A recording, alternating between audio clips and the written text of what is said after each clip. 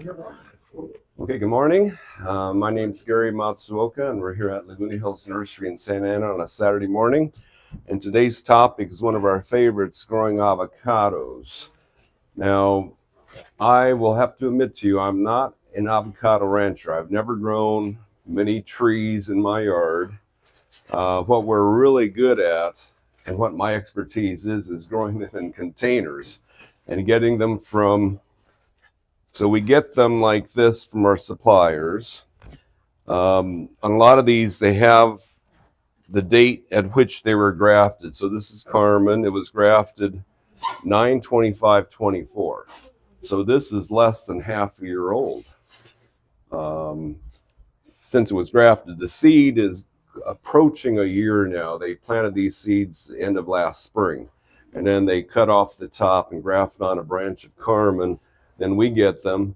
Then a year later, they look like they should. We expect them to look like this. Right. That's what we do. So when you grow them the way we tell you to grow them, they get up to this side. Now I have one bigger that I couldn't get through the door. So I have one outside there that's about 2 foot taller than this. That's the biggest one from last year that I know of. I mean, we sold about 1,600 of these last year, and we planted up about 450, and we put, 4 in boxes. We put maybe 40 and 15-gallon buckets and sold them that size, but we sold most of those 400 as a 5-gallon tree, and we sold 1,000 of them or 1,200 of them this size to our customers.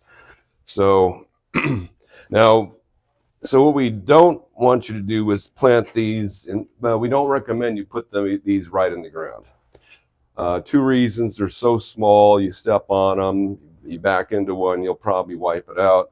We do recommend they go into 5-gallon, which are not 5-gallon, they're number 5 nursery pots for 3 to 4 months. In 3 to 4 months, we expect this to be about as thick as this, my pinky, about a 1/2-inch caliper, and about 3 to 4 foot tall. So before summer arrives, these should be ready to put in the ground. We don't want you to leave them in this pot too long. So right now, since this is in the middle of that, this was a little taller specimen, the roots are well insulated by the soil around them and the container itself. But being in black, so the reason, one of the reasons we put them in here, other than it's a little safer, you're not going to step on it, is because you set this out in the sun on a day like today. This is 80 degrees in here. The black plastic really heats up. But we won't want to keep in here too long, because in summertime, you're going to burn all the roots on this side of the container. It's just too hot. So we want to see them out of here, either into a bigger pot or into the ground to insulate the outer roots.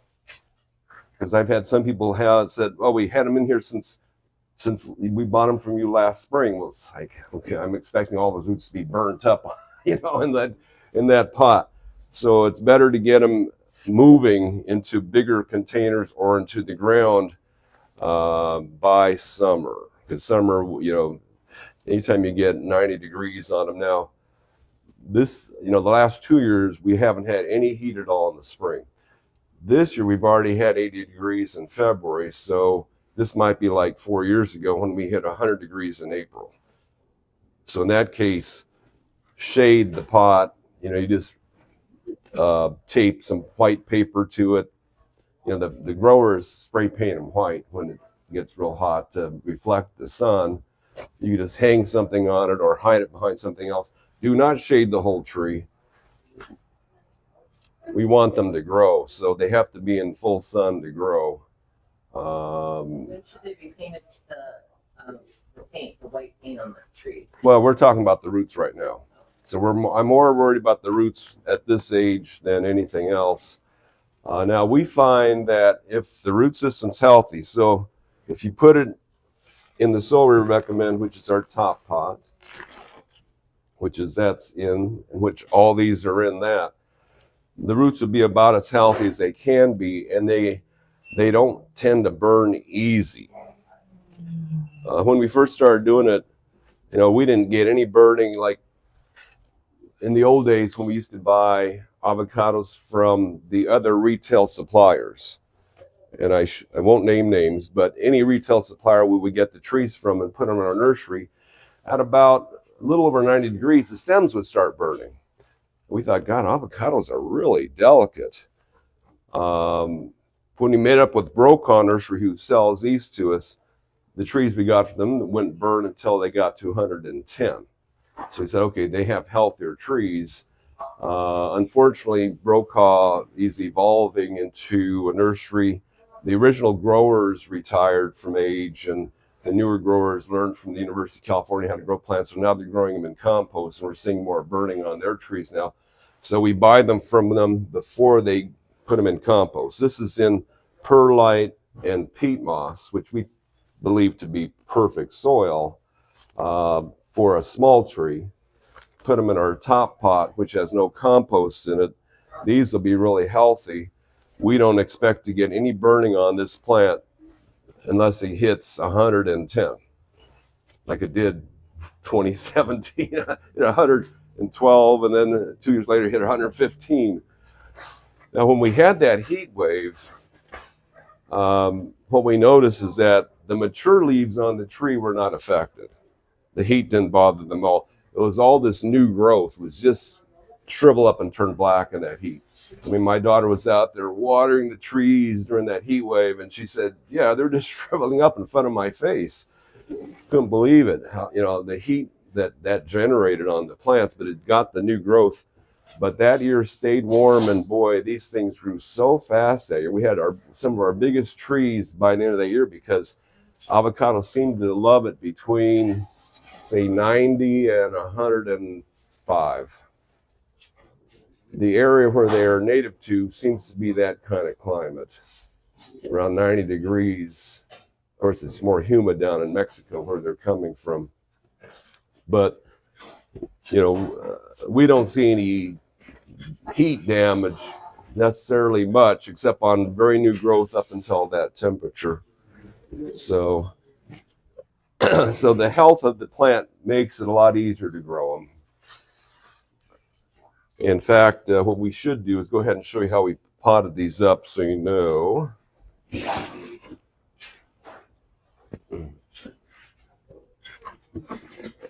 This will keep my table somewhat clean.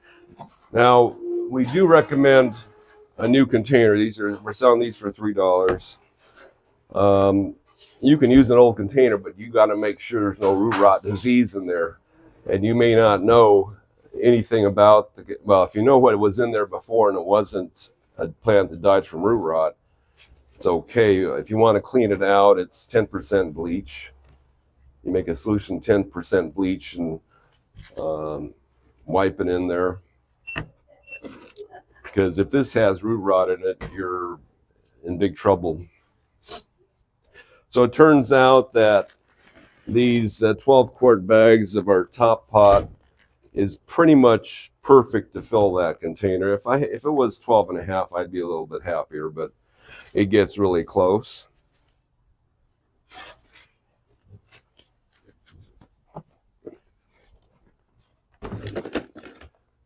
I use a little box cutter to open the bag. It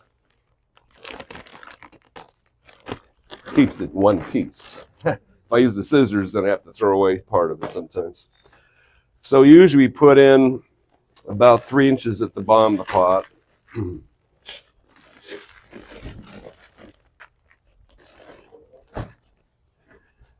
Now this is in a seed bag. There are perforation marks on it that don't always work. So let's see if I can see them. So sometimes they will tear right along that perforation and sometimes they won't. Oh, there we go. Well, not perfect. It's not going all the way down. So very lightly with a box cutter, real sharp box cutter, just lightly score that plastic and then it should go all the way down. Now these are kind of young yet. A lot of times in a month or so, the roots will be really filling this. This is not, so I might lose a little bit of that root ball at the very bottom. Looks like we're going to hold them together on this one. And generally, the seed should be partly exposed. I mean, it's not critical if you bury it, just not too deep, and it's not critical if you expose a little more of it. It's not that delicate. This little blue stick here signifies to everybody that this is a Carmen. That's, instead of writing it on each plant, they just put a little stick. Bacon's got a pink thing, and Gem's got a yellow thing, and they have different ways. So that's a little bit low.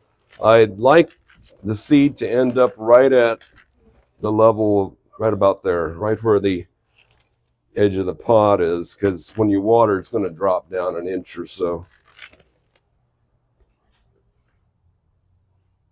Okay, so basically in the middle. Ooh. And then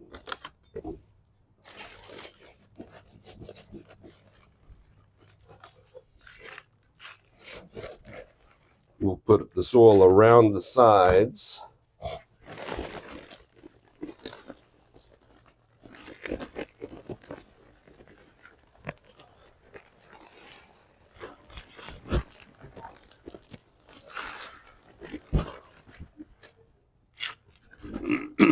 Now, a container, it's nice because you can shake it a little bit,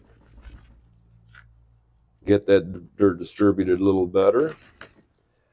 And then at this point, I've got that much still sticking up. I'm going to firm this really thoroughly to make sure it stands up straight if when you do water it. And at this point, I'm going to fertilize it now. We like to use Osmocote at the nursery. You don't have to. We do it because this is supposed to give fertilizer for at least 5 months. Otherwise, if you use a nice organic fertilizer like Dr. Earth, you got to do it every month. And at the nursery, if we plant up 500 of these, I mean, we used to do this, go out on the nursery. You know, we used to have a 3-acre nursery. We'd have to have my daughter and her friend spend entire days fertilizing all the plants. It's just a pain for us. So we rather do it with the time release. So what we do on this time release, the proper amount is about 3 tablespoons, this size. So I just put this in the soil I like it to be near the surface, because you lose fertilizer when it leaches through the bottom, so not too far down.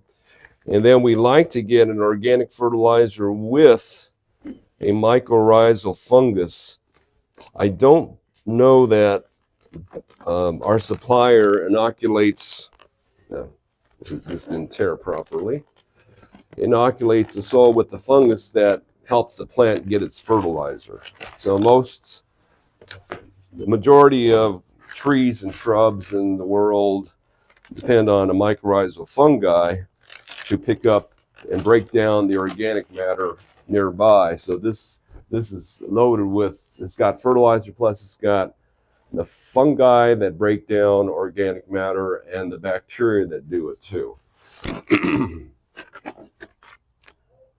If you can go in your backyard, grab a handful of dirt, throw it in there. It probably has the bacteria and the fungi that this needs, especially if it's close to another plant with roots. Grab a few roots, the fungi. 95% of all the plants in your yard have this fungus on their roots, and most plants don't care, because there's 20 or maybe 100 species of mycorrhizal fungi in the world. Most plants don't care which one they come up with.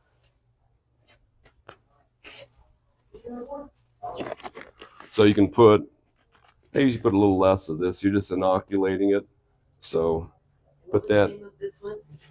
This is Dr. Earth Life.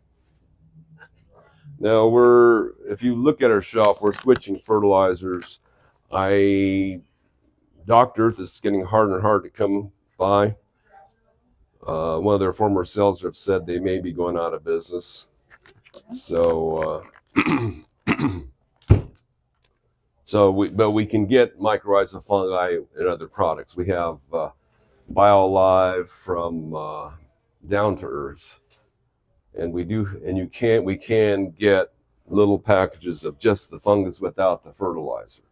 So, in fact, I should have some somewhere around here, because when you start seeds, there's no mycorrhizal fungi.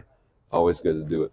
Okay, so we added those fertilizers. Let's finish with putting the rest of the dirt on here.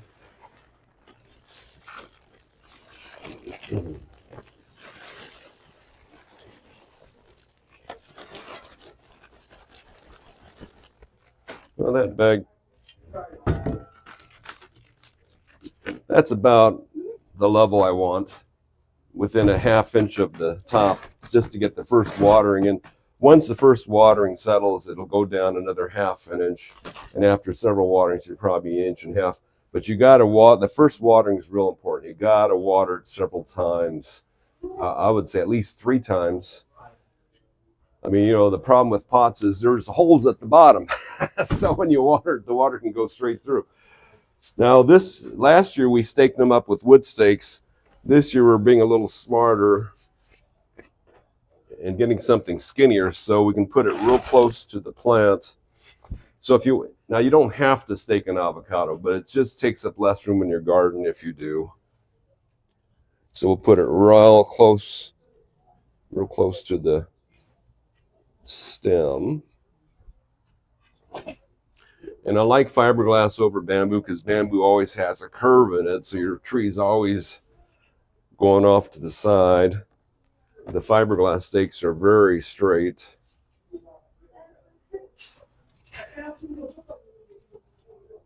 Now, the only thing that's scary about stakes,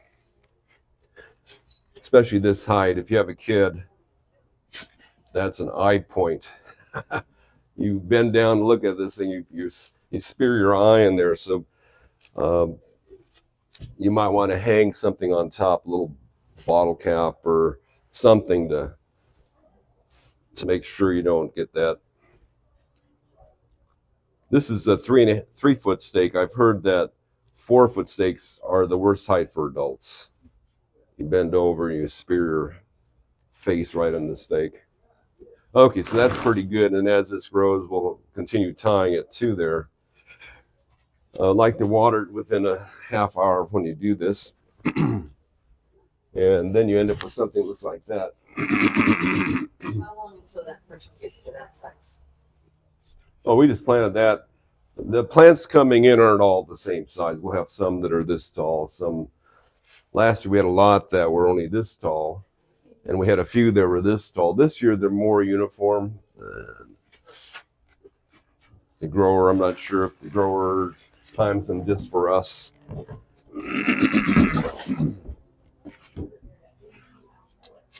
Okay, so that's planting technique for this size.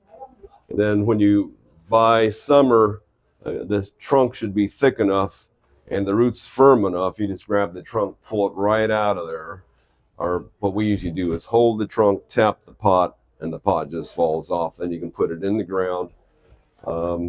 Now in the ground, it's nice to have a well-drained, not a low spot if you have heavy soil. So ideally, most avocado orchards on flat ground are either in this sandy loam soil that drains really well, or there's a lot of hills like in San Diego County that are decomposed granite, and there's a lot of orchards in that too. But in Orange County, most of our hills and a lot of our flat ground is this heavy clay. They'll still grow in that just fine. I mean, my last house was entire clay yard, and I put one in, but it was well-drained clay. So the avocado belt of California is all these first foothills, LA hills like Altadena, Pasadena, Whittier, these hills back here behind Tustin, all the way through Missionville. That's the avocado belt of California. It's inland far enough that the ocean influence is not too severe. It's elevated for drainage. So the hills back here are primarily sandy clay, and they say it's fine for growing avocados. It's fine for growing avocados if they're in our soil. We're having a lot of trouble with people getting avocados from other sources, putting them in, because again, the growers are all being told to grow them in wood compost. And that itself causes root rot. I mean, when we used to buy avocados from other retail suppliers, they pull them out of the pot, the roots are already turning black on us, which means they already had root rot. The compost conditions cause root rot. The compost does not belong in the ground. This is typically what's in the ground, or this, but not ground up dead trees. So be careful on your, the whole thing, the main thing is just to get a healthy tree, because you get a healthy tree, then everything is, you don't have to worry about overwatering. Because on most avocados you buy from a nursery, they'll tell you, don't water till it's bone dry. Well, it's because they're already rotting, and if you keep them really wet, they rot a little faster. When I used to plant avocado trees from other growers, I would waste about 5 years in each one. It never grew, give up on it. They might make a few fruit if you buy a big one, but they just never look that good, do that well. If you start out healthy, then you get this in a year, and 2 years, it's twice the volume of that. That's how you get a good, healthy tree. So if you have the clay, are you recommending amending it to say the decomposed granite, or really? Don't need to. I mean, it would make the tree grow faster if you surround it. If it's in clay, it'll grow faster if you get more air to the roots. So oxygen to the roots speeds things up. But I put one in clay, and it grew 5 feet the first year in solid clay, but it was well drained clay. It was at the edge of a 10-foot drop off to the next yard. I put one within 3 foot, 4 foot of the edge, and that thing grew 5 feet. I wasn't expecting, I thought this thing wouldn't be in clay, it would be totally stunted, but it grew 5 feet. So we know in well drained clay, if you make a hill of clay, it's well drained, because the water gets sucked down to ground level. It can't stay up on that hill. So University of California is recommending to all farms that they make 2-foot high berms to ensure that their root systems are well drained out of whatever native soil they have. I mean, that's so weird looking when you see those farms when they berm it up 2 feet. But that's what they recommend. Now, I would tell you, now that we know the main cause of root rot is the compost around the roots, and everybody's selling avocados with compost around roots, that's what's causing the root rot. It's not the drainage or anything. The root rot problems have really accelerated in the last 10 years because the growers have all been putting more and more compost into the root balls.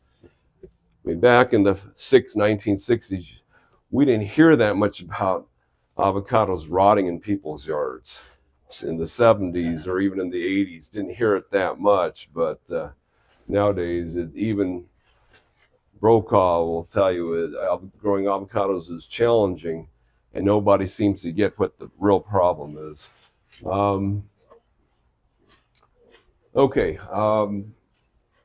Pollination.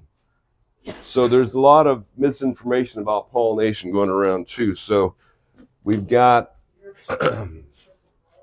among avocados, there's supposedly a type A and type B. Type A, the flowers are female in the morning, and the same flower becomes male the next day in the afternoon.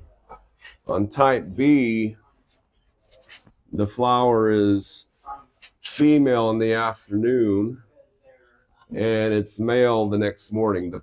The way you look at a flower, here's the petals out here. The female part's this part in the middle. So when it's female, that's about all you see in there is that stigma in the middle. The male anthers are plastered to the petals. They're not sticking up. When it's male, the male anthers suddenly rise off the petals and they have their pollen here. So that's a male flower. When the same flower sticks up its little male anthers. Now these flowers are tiny. This is a little tiny flower opening here. And this is, see, Edronol is a type B. So I can see the male little anthers in that flower right now. I hope it's a type B because it's got the male anthers showing. This is Jan Boyce. Most of these flowers are old. Don't see one open. Jan Boyce is a type A, so the flowers that are open should not be showing the anthers in it. And this is Gwen, which is a type A.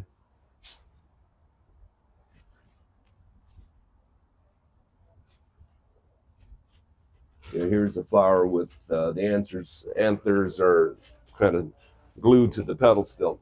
So anyway, in theory, if you have a type A next to type B, it's easier for the bees to get the pollen from the male to the female flowers because the type Bs are in opposite timing. But the research is not showing that it's all that great an effect.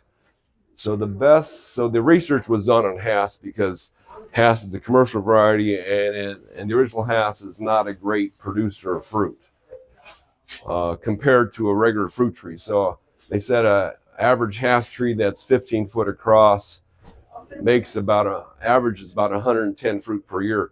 If you were an orange tree 15 foot across, you'd be doing 500, 600 oranges, not 110. So that's why avocados are expensive because they're only averaging 110.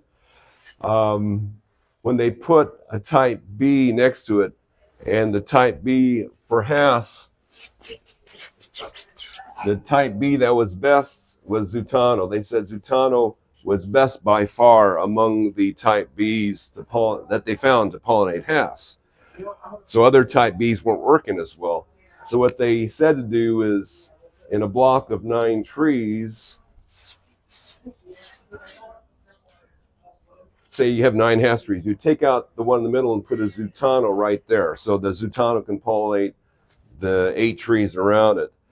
Well, unfortunately, we got the test results, and it shows that over 3-year or 4-year period, the increased production of the Hass was 11%. You took out 12% of the orchard to increase the rest of the orchard by 11%. It doesn't. Now, if this was a variety that you could sell, then yeah, your whole orchard was better. But Zutanos are not.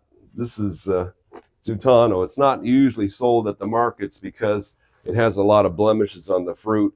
A lot of times the fruit cracks as it's ripening or it's rotting as it's ripening. That's the problem with Zutano. It's not bad fruit. It's not great fruit. But it's not commercial quality. So they said, the orchard people just said, we're not listening to that. Just have all Hasses here and you have more sellable fruit than you do if you put this in there. According to the research, this is not, it's not good enough unless you have a good variety. So nowadays what they're doing is they're putting in another type of bee in the middle that is commercially viable. It may not be helping the trees around it at all, but at least it's commercially viable that they can sell that fruit too. So the research hasn't supported the need for a pollinator. Question? What type is Forte? Oh, pass that back. What type is Forte? Forte is the bee, but it's never shown to be a good pollinator for Hass. Oh. So, enough. And Forte, well, we'll go over the varieties a little bit later. So pollination. Now, so what we find is that most of the fruit on one tree was self-pollinated. So on this Hass orchard, the Zutano only increased production by 11%. Most of the fruit that was surviving or that was developing was Hass pollinating itself. So what they're finding is that during midday, there's a lot of overlap between male and female flowers. And they admit that when they look at a big tree, some branches are not in synchrony with the rest of the tree. Some branches are doing the exact opposite. They're acting like, if it's an A tree, they're acting like a B tree. Some branches. So apparently it's not essential to have an A and a B next to each other because the trees aren't purely A or B. They're not that pure. And what I'm telling people too, so what they found is that most of the fruit that falls off in the summertime and never develops is the self-pollinated fruit. So it's nice to have two varieties anyway, just to get different pollen in there. And to me anymore, I don't care if it's an A or a B type. If you have two A's together, they should still pollinate. If an A can pollinate itself, different kinds should pollinate each other too. And if it's a different genetics, then those fruit are less likely to fall off. So just any two avocados you like, put them next to each other. You should get pollination. Now, there are some other problems in that some avocados bloom at different times, and we'll go over that. Like Reed blooms so late, there's no other avocado that ever pollinates it yet. It's a great production guy, so you don't have to worry about it. Yes? What about avocado trees that were grown from a pit? Like I threw in my garden. Will they ever produce anything? Yes. Oh yeah, well, pits, so all these varieties we're talking about were originally a pit that someone, and a lot of them were pits that people just planted in their yard, and they got a wonderful tree. Now, the chances of that are not high. So I've grown one pit myself, and it was vaguely similar to its parent. So all seeds, unfortunately, are genetically unique. They're not the same. So it was similar to its parent, not quite as good. Pits take longer to fruit, so they usually take between 5 and 10 years to start flowering. And you never know what's going to happen. It's going to be a high quality fruit, low quality fruit, be a good producer, lousy producer. You just don't know. So, but it's neat to do it because some of the best varieties we got are what people did. They're actually what homeowners plant in their yard, and they got this incredibly wonderful tree. So it's always fun to do. But you never know what you're going to get, and your chances of getting a great tree are not high. So like I remember back in the 70s, University of California, their main research station for avocados at the time was the field station in Irvine, and they said they had planted 800 Hass pits and were evaluating all the trees coming out of those Hass pits to see how they did. And out of that first group, they had about 4 or 5 that were really good. So that even to this day, I think we still grow them. So, 1 out of 100 will be superior. I had a person who said they planted 13 pits, most likely Hass or Hass types, and they ate the fruit off of 8 of them. So 8 out of 13 were good enough to eat. 5 either didn't produce well or weren't that good. So that's not bad. I mean, my son planted apple seeds, and I said, well, you'll have to wait, and the fruit may not be very good. He got fruit the second year, and it was good. So I don't say that anymore. You plant a seed, you might get something really good right away. So anyway, so that's pollination. So it's nice to have more than one kind around. Which kind you pick is not as important. Okay, so one of the problems we do have, because these seeds are all genetically different, we run across a few that are not genetically superior, or they're genetically inferior seeds. so they don't do well. So now we plant the last few years about 400 trees that have these unique seeds as roots every year, and every year we come up with 3 to 4 that just we're not going to sell. So they'll grow along with the rest of the trees, and there's something wrong with the tree. It's a funny color, it doesn't green up. This is one from 2 years ago that we never sold. I mean, it's blooming like crazy, so it may make fruit, but it's never looks good. It burns real easy, which means there's something wrong with the roots. The roots aren't getting the water up to the tree, not getting enough nutrition up to the tree. Something's going on. The tree's full of energy, so it wants to flower and fruit. But I don't want to sell this thing. It may never do real well for the customer. I mean, we had another tree we sold last year that we had for 2 years, and it was only this tall. It was fruiting. The leaves were big. They were very healthy looking at it, but it wasn't growing. And the customer really wanted it badly, so we sold it to them because it's, you know, apparently it's going to be a dwarf little patio tree because it was only like 2 foot tall after 2 years, but the leaves looked healthy, and it was flowering every year and fruiting every year. So, you know, that had genetically dwarf things going on with its root system, or the pit had something going on that made it genetically dwarf, made the whole plant genetically dwarf. So that's one of the things that we hope you don't run across. You know, if 1 out of 100 is not a good tree, you'll know before summer if that's the case, because the color won't be good, or it's not growing, or it's burning. The basic seed that is being used, is it a genetically developed one, or is it the Zutano, which most people use and then attach the Yeah, so a lot of orchards have the Zutano trees to pollinate, and they have nothing to do with the fruit. So they just get the fruit. I don't know if they do anything with the flesh. They save all the seeds, and they plant the seeds because the seeds are that big. They're big seeds in Zutano, which is another reason it's not commercially a good variety. But they're so big, they got a lot of energy in them. that good root system too? Right. Sure. They're a mostly Mexican type, and Mexican is also more cold hardy. So rather than using a Guatemala, I should have mentioned. So there's 3 races of avocados. There's Mexican, Guatemalan, and West Indies.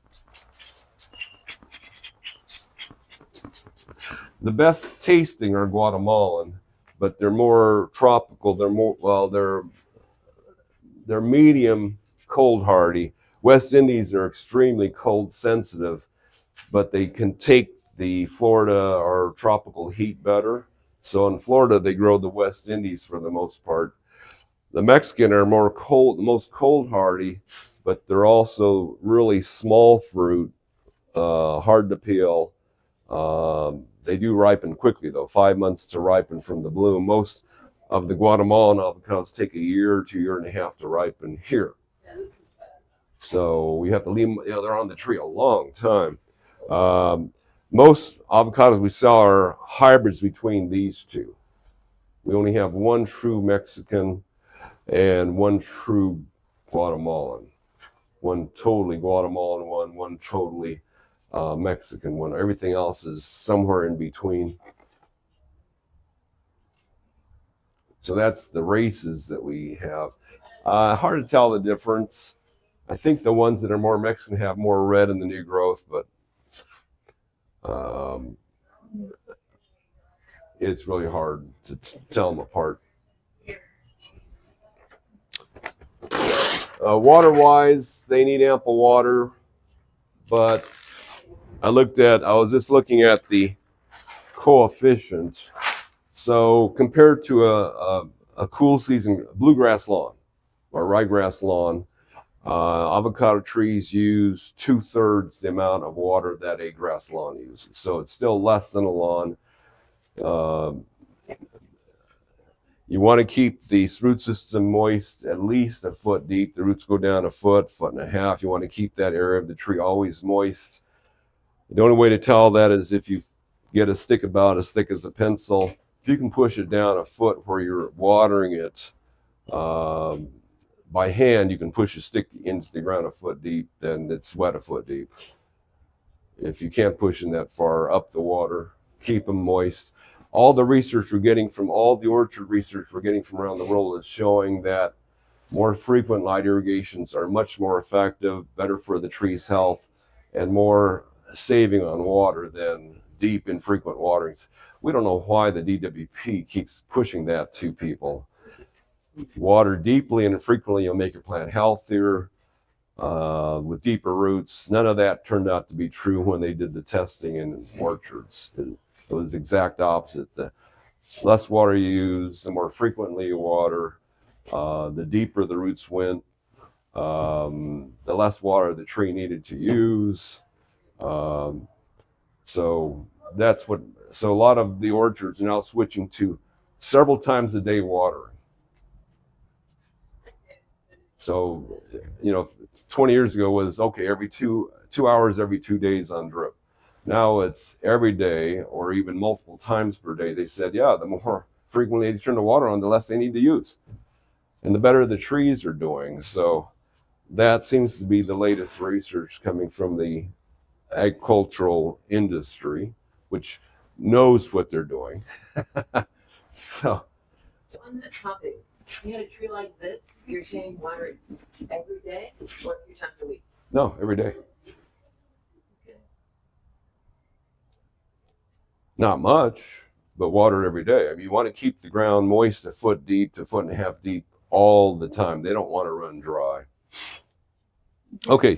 Mm-hmm. When you say water every day, it's but not deeply. So how do you know how much water? You push a stick in the ground. If you can push it in any day to a foot, between a foot and foot and a half, you're on target. You're watering the right amount. If you can only push it down 8 inches, you got to up that water, either the length of time you water or the more frequency. But you always want to keep the roots wet. If the roots think they're drying up, they'll start aborting things, or they'll start doing too much of this. My ground is really clay-like, so I can't push a stick in there. You can if it's wet. Really. My last house was solid clay, and it was done on purpose because I was at the edge of a hill in Mission Vale, and I know the geologist who did my neighborhood. He says, yeah, we put 2 foot of clay on your yard so it wouldn't absorb any water because you're at the edge of a 10-foot drop off. We can't let that soil absorb water. Well, in 1998, when we had 35 inches, I took my stick in my backyard. I pushed it all the way, 3 foot down in solid clay. It just went right through because it was wet. It was just, I wasn't expecting that at all, but Not watering it enough. right. Okay. Yes. Well, if you have enough mulch on top of your plant, being in a pot or in the ground, you won't have to water as much, depending on the temperature. Yeah, so avocados like a deep mulch on the ground, and the deep mulch does generate some moisture with certain weather conditions. It does generate moisture. The farms in the Northwest found that a long time ago. If it's humid at night and you got this much mulch on, they said 1.5 feet, it's wet in the morning. It's actually generating water for you. In fact, one of my friends went down to Guatemala. He wanted to check out the wild avocados. He told me, now I wasn't there, so I can't confirm this. He said there was 5 foot of dead leaves underneath those trees. 5 foot of dead leaves. They said they were digging through these dead leaves to find the dirt, and they couldn't find. After 5 foot, they hit the ground. So it was, so there's a lot of leaf litter in nature, and that keeps the ground moist and cool. They don't like hot dirt. Is it most mulch made from wood and it attracts ants and bugs and It's where nature, yeah, so dead leaves is nature's mineral recycling system. So good, but what about like mulch you buy in a bag? true, leaves are better. So leaves are what nature uses. Ground up wood is doesn't exist in nature.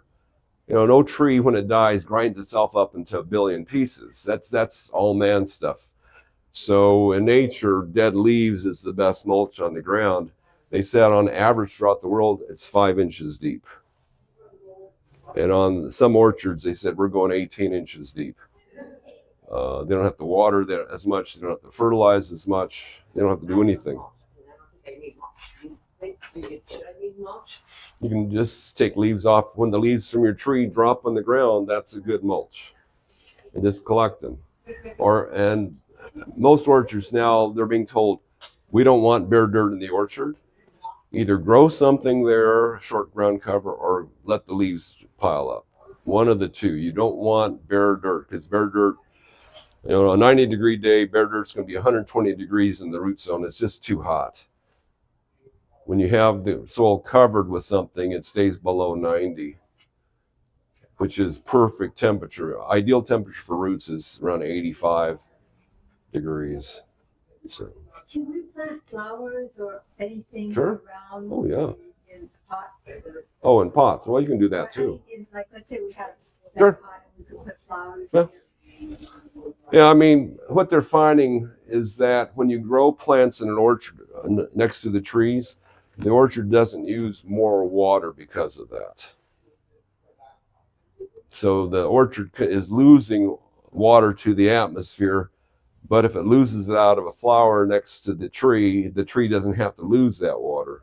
So they said it's not significantly different between a tree with bare dirt and a tree with plants around it. They're using the same amount of water. So in general, that's orchard research. So Gary, I wonder about gypsum. When do you add gypsum? okay, well, that's a good question. So now the universities tell us to do avocados this method. And I think they're assuming that all avocado trees are rot prone. I don't think ours are, but this is how they recommend it. So they're telling you to make a 2-foot hill of dirt and plant your avocado in it. Make a nice basin to catch the initial watering that you're watering with. Cover this with a deep layer of mulch. Throw 35 pounds of gypsum on that hill every year.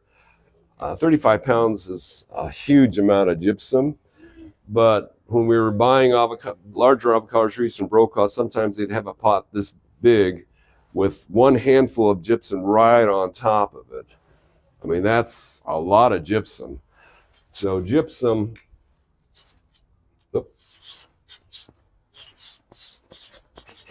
is calcium sulfate, and it does a couple things. If you put it on the surface, it helps the ground absorb water faster, which is good. It also seems to help the tree resist root rot diseases. And they don't know exactly why. Something about the calcium sulfate seems to help prevent root rot and even cure root rot. So they say to put it on there every year. I mean, an orchard must have to buy a whole train full of gypsum every year to cover an orchard, but apparently it doesn't hurt them. Calcium sulfate's not alkaline or acidic, it's kind of neutral. So you can put that around your tree too. But they say to put it above ground level. Again, the more air you can get to the roots, the more vigorous and faster the tree will grow. I mean, our top potting soil does breathe better than soil does. So that's why another reason we get such fast growth. But if you have sandy soil around this tree, it'll grow real faster. Decomposed granite, sandy loam, they both breathe really well.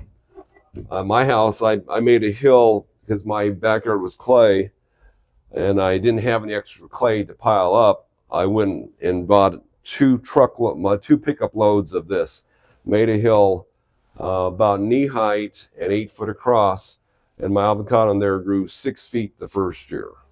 So we know it can certainly grow fast if it's got well-breathing soil around it.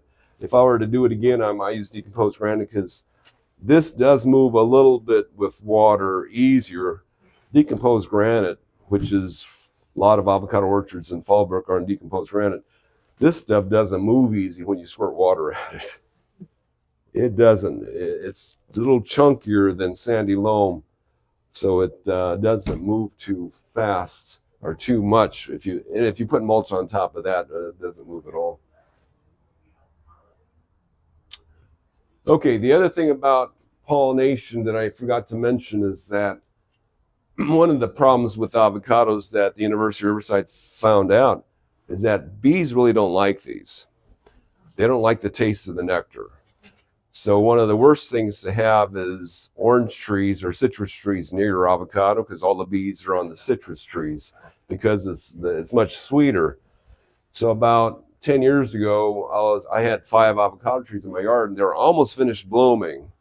And I saw one fruit hanging there. I'm going, okay, this is terrible. How do we get the bees to come better? So I started looking on the internet, and 2 separate guys in different parts of the country said, you make the nectar more appealing. So what they said to do is you get some high quality honey. Don't get the cheap honey. You get high quality honey and mix with water, 3 parts of water to 1 part honey.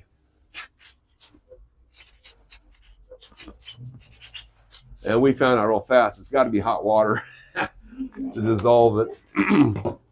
So I get some warm water in my microwave and put it in here and add the honey to it and shake it up real good and spray. You don't have to spray the flower exactly. You just spray the tree, and the bees smell the honey from distance. They come running. They see the landing patterns on the flowers and land on the flowers to pollinate them. And and all our customers who have tried this says, God, instead of having, like the average Hass blossom, you need 10,000 flowers to get 1 fruit to set. That's how bad it is on Hass. So I had a Hass tree in my house. It had 1 cluster of flowers left, 10 flowers. We sprayed it with honey. We got 5 fruit. Out of the last 10 flowers on my tree, we got 5 fruit. And that's astounding. 5 out of 10 instead of 1 out of 10,000. Yeah. Well, it doesn't matter. I mean, the bees will come. So they said to do this on the tree once a week while they're blooming, and they can bloom for a month, even longer. And the bees will find it, and they'll stay there and keep searching for where the honey's coming from. So could we start now when it looks like that? Well, yeah, this has been blooming for a week. So we sprayed it once last week. I just sprayed it yesterday. So there's a little honey on there. Yes. So Mary, what about, does that attract ants? Might. So you have ants all over your tree? Well, if they eat the honey, it doesn't bother me. Yeah. Yeah, we have good ant baits on the shelf. Yeah, you don't want ants in your garden. They just cause mischief. I've been using it. It seems to be working. The Diatomaceous earth. It can, under certain conditions, diatomaceous earth will kill the ants. It's got to stay dry in order to kill them. Okay, so What's the name of the ant killer that you have on the shelf? Amdro. There's a lot of brands. I mean, Orange County Farm Supply has several brands that act like Amdro. Amdro's the only one I can get that does that. It's a bait for ants that they come and eat, but it's got a slow-working poison, so they have time to take this bait back to their colony and wipe out everything. I mean, when we first used it back in 2000, we did it twice in my backyard, which was a 1/4-acre lot, and no one in my neighborhood saw ants for the next 10 years. We wiped out the super colony of that neighborhood, apparently. So no one saw ants for the next 10 years. And this year, very good ants. I don't know what's going on. There's just a lot of ants. Yes. Is that harmful for animals, like your dogs? Yeah, so one of my customers who had a dog called up Amdro and said, how much of this will my dog have to eat to kill it? And they told me he'd have to eat about 20 pounds of it. So it's a low-level poison. If you spread it on the ground, eating that much soil off the ground will probably kill the dog before the Amdro will. So, okay, thank you. Yeah, we can't get a good organic product right now. There was a company down in Florida that was making an organic ant killer, but when the pandemic started, they just shut down operations, have never started them up again. And the organic one wasn't as good as this. I mean, when the first time you use this, it's just amazing. You don't see any ants after a few days. Wait till spring. We're still at the end of winter. The ants aren't out every day quite yet. Okay, so for sunburning, again, we don't need to shade the leaves, but we sometimes have to protect stems. So if it's super hot and there's no leaves on the stem, then you need to protect the stem where the sun can hit it flush. So this is an organic product, Ivy Organics. So what it is inside here is milk, mica, silica, which is quartz, all white stuff, diatomaceous earth, which is also quartz. The milk makes it stick. And they have some kind of oil also. So this is just a little bag of powder. Now you can mix it all up at once with water to fill that, and this is enough paint. I could do 5 medium-sized avocado trees with just one thing. But if I'm just doing a few branches, then I'll just pour this powder in a little party glass or something, add water, get it to consistency of, say, pancake batter, and just sometimes I'll just use my finger and paint the stems where the sun can touch it. So if we're expecting well over 100-degree temperatures, now sometimes they burn in the winter if we have a real hot day in winter, because the sun's coming from a different angle in the wintertime. Like one of the worst burnings we've ever had was late September when the sun's already halfway down again, and it was hitting branches that it couldn't hit in the summer. And we got some burning going on that one year because it was 100 degrees the last week of September, the first week of October. Whereas a lot of times if it's middle of July, you get 100 degrees, the sun's right up here and it's not hitting anything.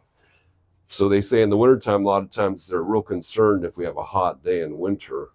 But anyway, this is a fairly pricey material to be organic. You can get white latex paint, indoor latex paint from a hardware store, the same size, would be like $10. Cut it in half with water and paint away. That's what conventional orchards do. If you're organic, then you can use something like this. I'm sure that you can get stuff like this in orchard size and it's not so badly priced.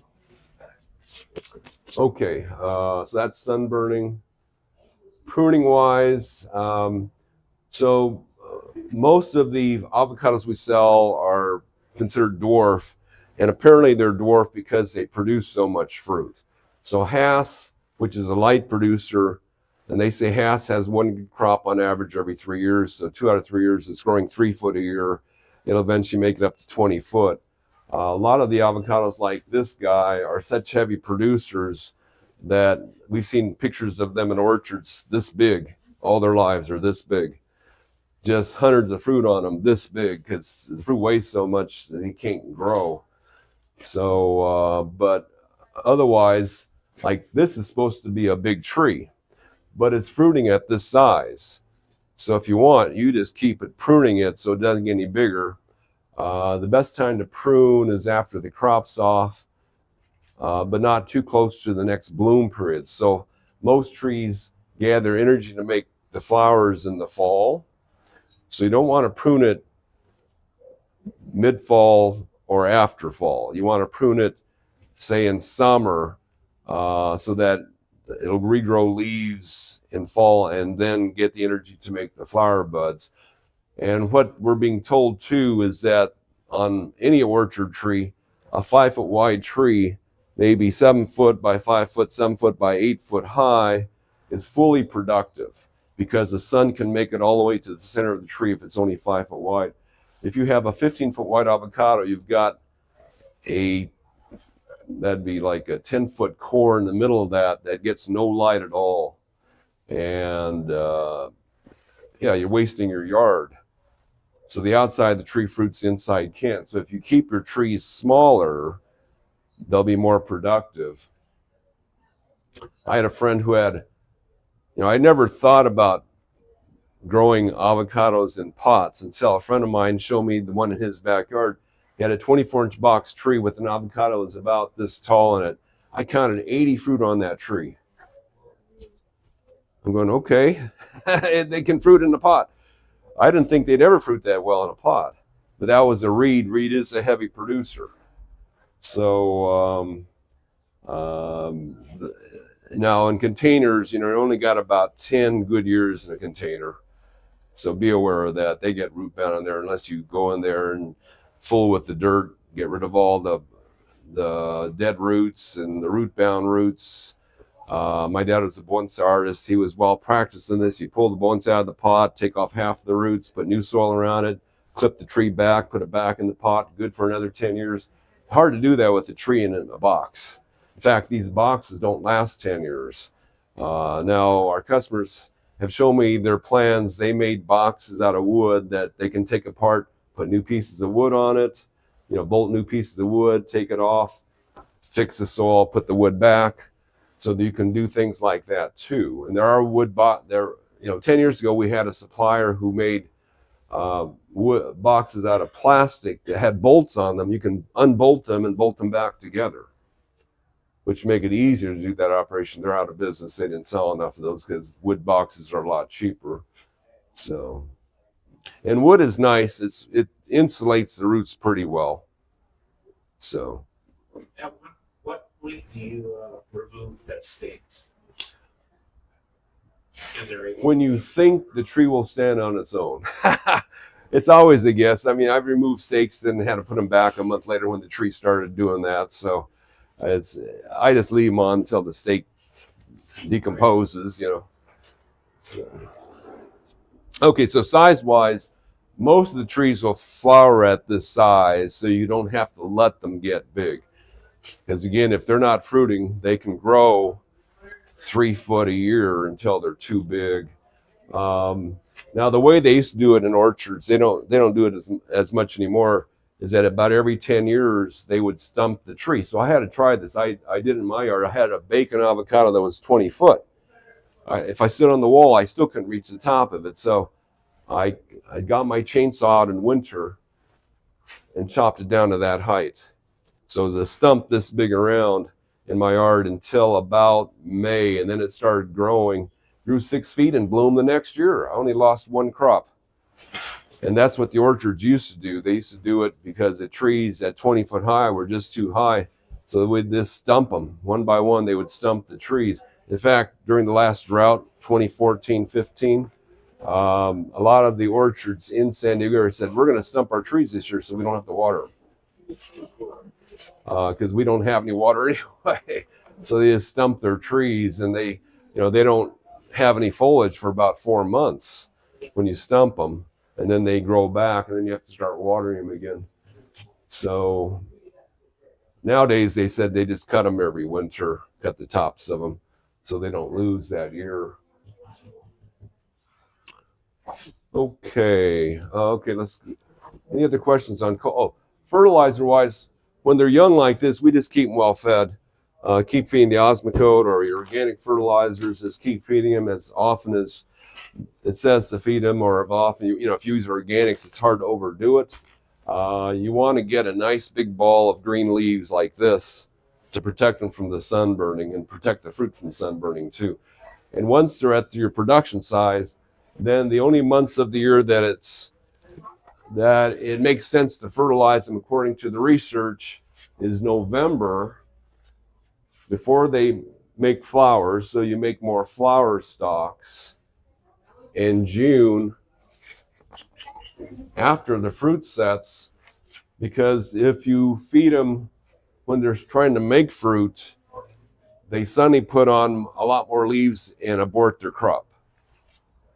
So you don't want to encourage leaves when they're flowering. You want to starve them when they're blooming, and fertilize them well after the fruit sets and before they bloom, before they make their flowers. So November and June are the 2 months they said that fertilizing in the trees actually made more crop.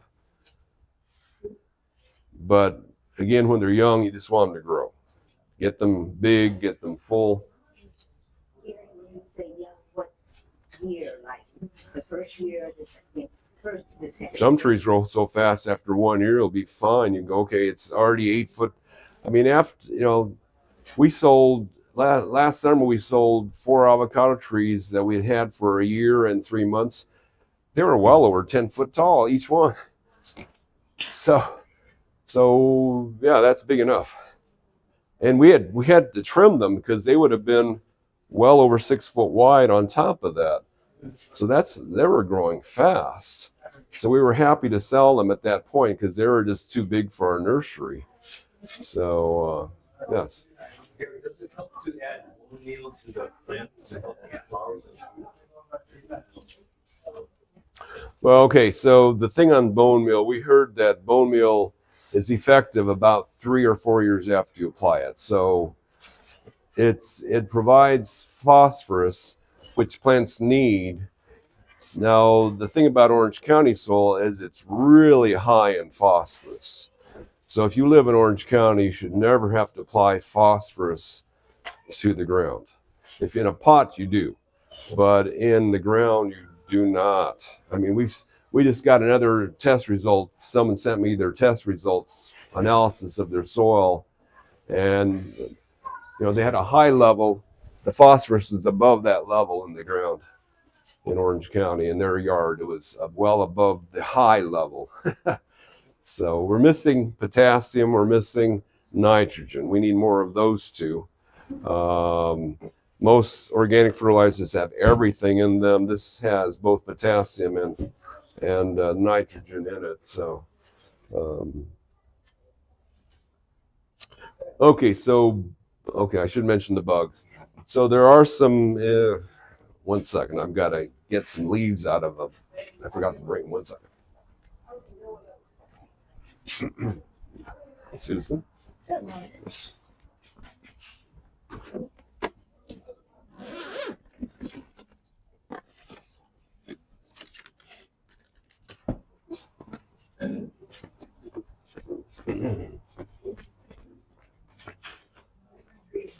Also, what I didn't mention is that avocado trees, a lot of different varieties tend to get really ugly when they're blooming. So this is typical for holiday. All these leaves now the wind didn't help in January, didn't help it out at all. It caused some of this, but they tend to get really ugly. And as soon as they start blooming, all these leaves fall off and they replace them with a new set. So most of the avocados we had last year, the old leaves, which are these, were dropping as the new growth was growing. And some of them dropped the old leaves before the new growth even starts. This one got stripped by the wind in January, but still, this variety called Gwen tends to get really ugly when it's blooming. So it does that, then it gets a whole new set of leaves right after the flowers start opening on it. So that's kind of normal, because I've had people emailing me pictures for the last week of their avocados turning brown. So it's not unusual for that to happen. Sometimes we'll get trees that don't do it at all, but that's normal. So we do have some pests on the avocado trees. The main one is Perseamite. So you see these dots, little dots on the bottom of the leaf there along the veins. You can see it on the top of the leaf somewhat too. So persamite is a bug that came from Mexico. I think they said it came from Cuba originally. Went through Mexico, made it to California. Back in the 90s, we got this, and it got so bad. So these little dots you see are actually spider webs. Now this is not active, because if it was active, these spider webs would be silvery, because they're actually the silk of the spider. So they're real tiny spiders under each little dot. If you have a good 10 power magnifying glass, you can see underneath the spider webs, you can see about a dozen little mites under each one sucking on the leaf. So these are true spiders, unlike bigger spiders that suck on insects. These will suck the contents of the leaf out, the cells of the leaf, they'll suck it out. And if it gets bad enough, the tree will drop all its leaves, which cures the problem, but then you don't have any energy that year on your avocado tree.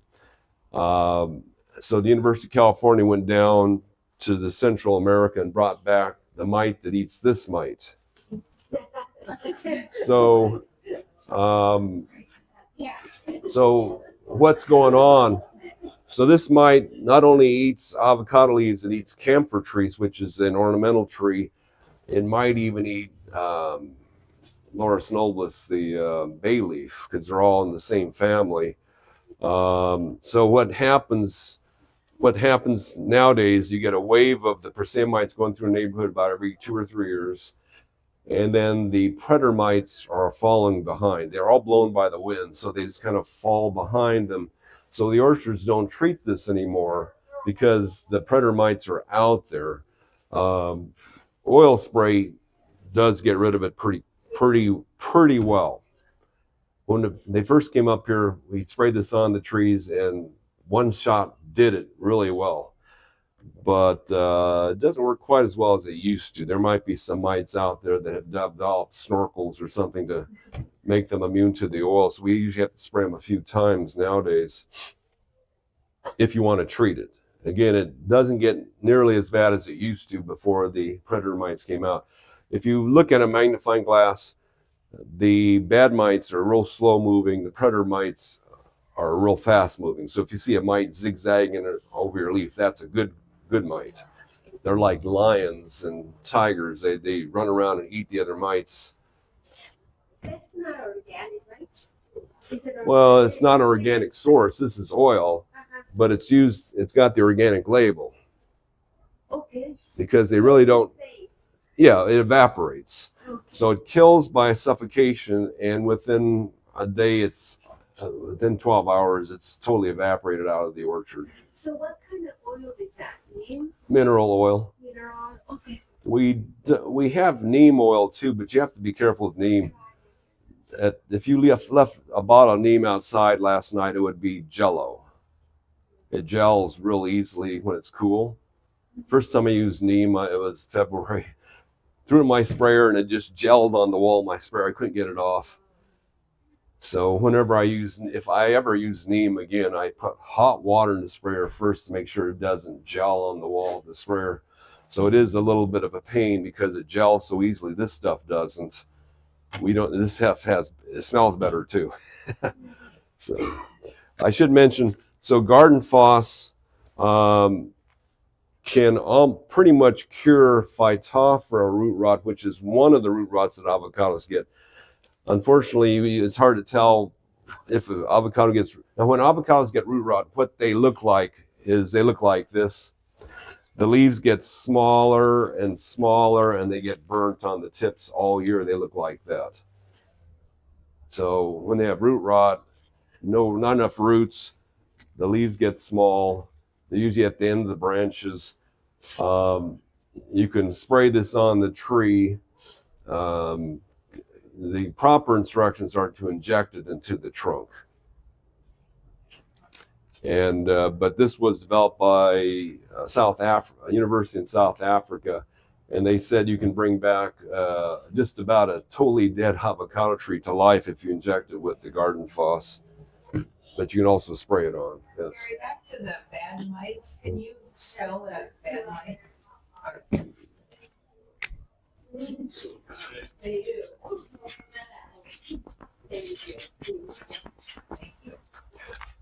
There's a new thrip out there too that's going after avocados, and avocado lace bug. Not too common. The oil should take care of all those too. So the lace bug is the bad one. It can it's a little bug with wings. It kind of resembles a fruit fly. They suck on the leaves and they can scar the fruit. It doesn't damage the inside of the fruit, but it can scar it. So we saw a little of that last year on some of our trees with fruit on them.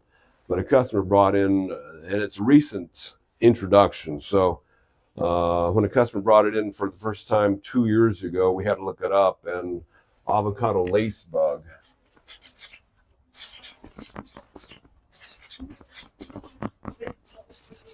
We call it lace bug because the wings look lacy. Got little dots all over the wings. They look lacy. So that's a new one. Grasshoppers sometimes eat some leaves. It's minor.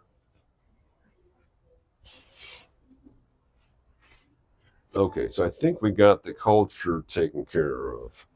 Fertilizer one.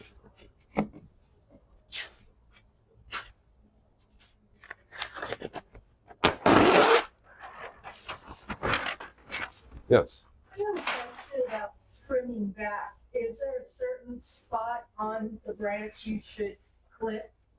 Or is, Well, if you can stump an avocado tree, you can cut it anywhere. But I mean, you can pretty much cut it anywhere. It'll resprout from wherever you cut it.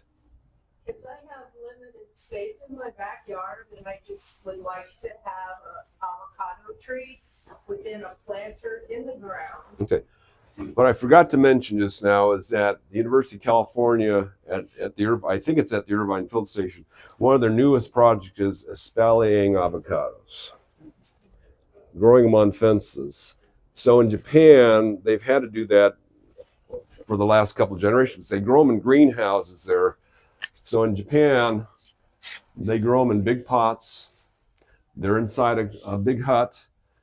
They've grown the Hass variety, and they have 2 branches on each tree supported at an angle, because if they're totally flat, they won't grow. So you have to put them at a slight angle, and they grow them like that.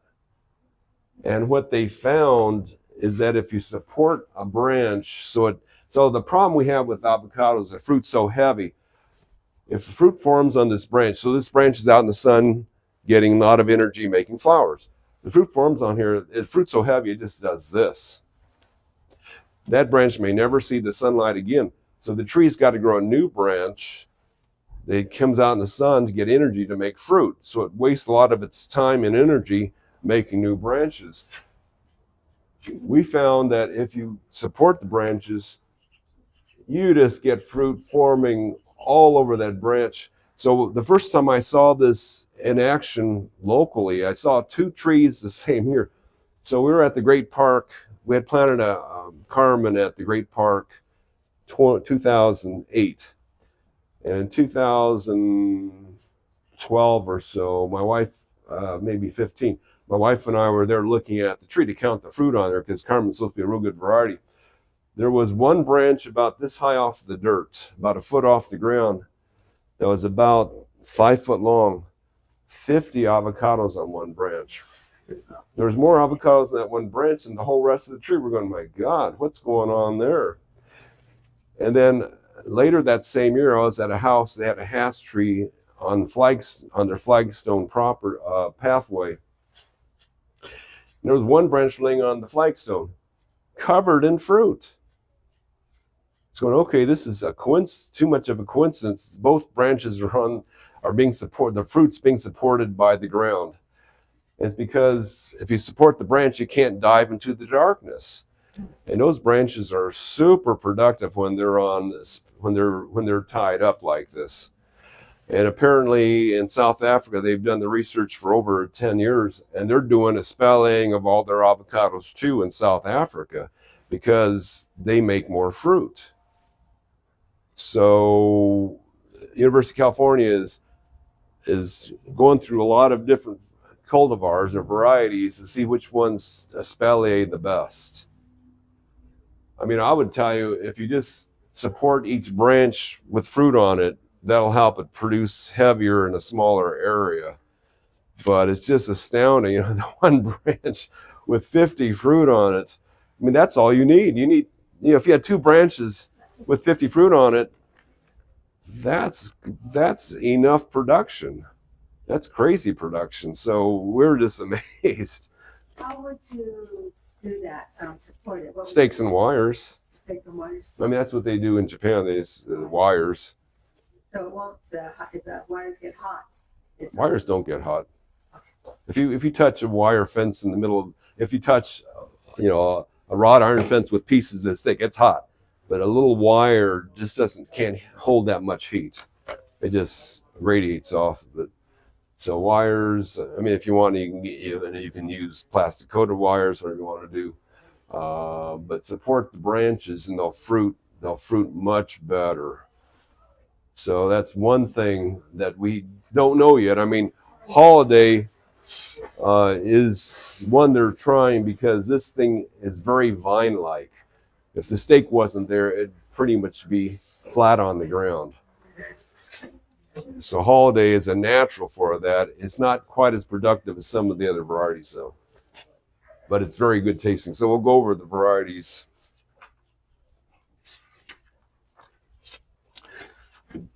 So let's go over the Hass type ones. So the Hass family is, there's a lot of fruit on here that are related closely to Hass. In fact, this is the original Hass, picked early. I mean, this will turn black when it's fully ripe and ready to eat. But this is actually Carmen, but Carmen is Hass. So Hass was a chance seedling that someone planted.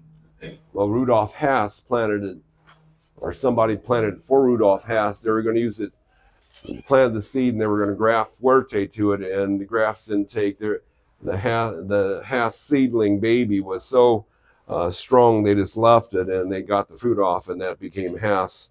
I think that was back in the 1920s. I believe that this Hass, I can't remember, I believe it was Hass that was the first plant to ever be patented. The problem with plant patents is the holder of the patent has to do the policing of the patent.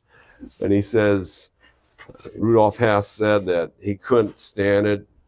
All his neighbor farms were grafting Hass without paying him royalties, and he couldn't arrest his neighbors. So he said he didn't make a whole lot of money off that plant patent. But I believe it was patent number 1 among plants. Anyway, we don't sell the original Hass because it's not productive enough. So Hass gave rise to Phil, which we also don't carry, but Phil then gave rise to Gwen. So a seedling of Hass was Phil, which was a better producer than Hass. That gave rise to Gwen, which is one of our top sellers. This is a Gwen. It is the most productive avocado anyone's ever come across. The fruit does resemble Hass, but it's amazing how much this tree blooms. I mean, we've not seen avocados blooming right off the main trunk. I mean, it's just crazy. Most avocados bloom at the end of the branches. This thing blooms off its main trunk. It's just every green part of that tree will make flowers. So the research we got from the University of California back in the '84, this second-year tree, so this was like this size last year, second-year trees averaged at their research station 55 fruit per tree, which is crazy. Third-year trees averaged 140. So they had pictures of the trees. The guy standing here, the tree's like this. Just can't grow. They had suspicions about they're calling it a dwarf, but they had suspicions about it. So they said what they did is they cut off all the flowers for 5 years, and each tree they did that to broke 20 feet. So without the production, they grew like a regular avocado, but because they produce so heavily that they cannot get off the ground. In fact, the orchard, they tried it in the orchards for about 5 or 6 years, and the orchards found out all these trees are busting up on their farm because they can't support the weight of the fruit. Homeowners have no problem. They'll just support the tree. But the orchards, they can't go out and support the branches and all their avocado trees. It's just too much work. So what happened is that they took daughters of Gwen that are not quite as productive. So the daughters of Gwen are Gem, Lamb. There's 2 that we don't have. Harvest and Luna. Luna's won an award a couple years ago as the best new invention. I don't know, it's not that much of an invention. So Hass is an A-type, Gwen is an A-type, Gem is an A-type, A-type. This is B. So they're happy to have a good Hass-type fruit that's a B-type. So they can put it alongside. So Gem and Lamb are 2 real popular ones in orchards. Both considered small trees just because of production. On your list of gems, you have the taste that's good. Most say that it's also excellent. Is the difference in taste really good? Yeah, Gwen is not quite as good as Gem. This is Gem. This is another, well, there's another Hass offspring called Surprise, which is also a B-type. So this is Surprise, this is Gem. They're very similar. One of my friends has an orchard about 3 miles that way, and on a 5-year-old Gem, they had 350 fruit. 250 were marketable. The squirrel had messed up a bunch of them. They do that to the fruit. But the taste, you think, It's good. Gem is better than Gwen. Yeah, Gem is better than Gwen, but Gwen is far better than the stuff we're getting from the supermarkets. I mean, most of the stuff from the supermarkets come from Mexico. They said it takes 16 days on a truck to get to the market shelf. And if it's abused anytime during, it's like, I almost stopped buying avocados at the store because, you get these avocados and you open them up, they're all bruised, they taste cooked. They're just not as, you get them off the tree, they're perfect. If you pick it off your tree, they're perfect. So it's like, if you can grow them, they're, the stuff at the store is just so bad unless you spend a lot of money on them to get a nice one. But the orchard down near Foothill High School, they do sell these, and they're really, really good. They sell Surprise too. So the difference between a Surprise and a Gem would be what? Not much. They're hard to tell apart. This one has a slight ridge on one side I can feel. And that's what the book says. It's got a ridge on one side of it, kind of like a bow of a ship. Not the Surprise. Surprise. It's hard. They're both really good fruit. Yeah. But they're not quite the same look as a Hass. Those aren't Hass? This is Hass. That's a Carmen. Carmen is a Hass. These are not Hass. Right. These are great granddaughters of Hass. Or, well, Surprise may be a daughter of Hass. I try to look up the genetics of Surprise. We know there's Hass in it, but I couldn't find the genetics of Surprise when I was searching. So this may be closer to Hass than this one, this Gem, because Gem is a great granddaughter of Hass. Gwen's a granddaughter of Hass. This is the daughter of Gwen.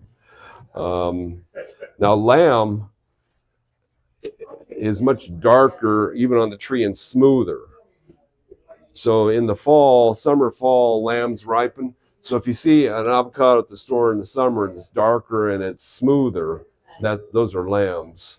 Because, they sell all these at the supermarket as, they don't say what avocado they are, but they're all assumed to be Hass. But most of the orchards are not planting Hass anymore because it's a relatively lousy producer. So these end up at the store alongside the regular Hass. One that has like some kind of brown strings. Is that the one you just had? Lamb is noted for that. Yeah, that one. Sometimes stringy inside if they pick it at the wrong time. I think if it's too early. A lot of growers don't know when to pick their trees. So what's interesting is Hass has more offspring that we sell.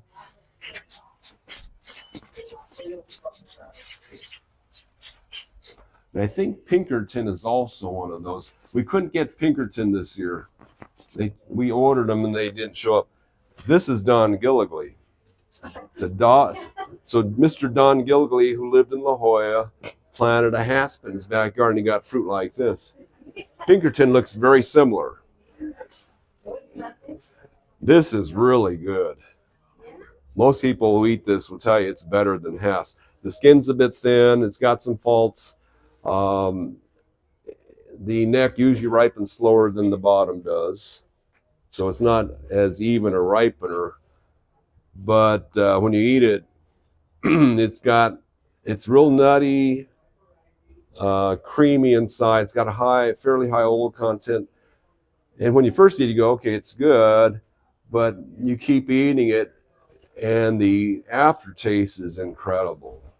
It's just got this really nice aftertaste that stays with you for several minutes. You're going, okay, this is really good.